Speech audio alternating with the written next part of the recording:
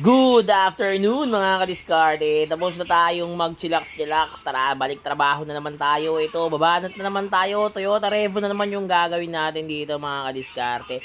So, yung pagtanggal nito, ulitin ko, kailangan nyo lang po talagang tanggalin yung mga tornilyo na yan. Saka ito nasa loob na to, yan, para matanggal nyo yung buong dashboard.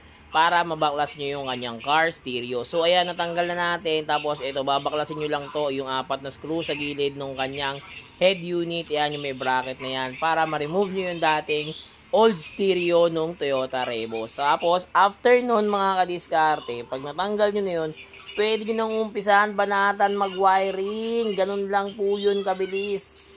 Okay, tara. Ito, baklasin na natin yan. Ayan, tanggalan natin. Ito, nagkakabit na tayo dito sa part na to ng reverse camera. Kaya tara, let's go, tapusin natin.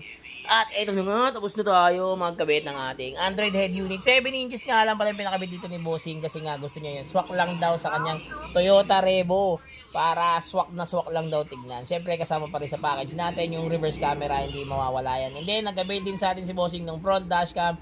Ito yung viewing ng ating front dashcam. Ayan. Pwede mo na siya ma-view sa mismong Android head unit natin. Diyan mo siya pwede ring i-replay para makita mo yung mga nakukunan na video ng ating dashcam. O, ano pang hinaantay mo? Mag-avail ka na, i-DM mo na ako, i-upgrade na natin yung car stereo mo.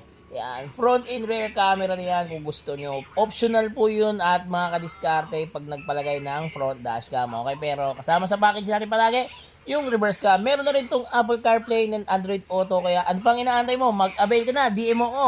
Pshiw!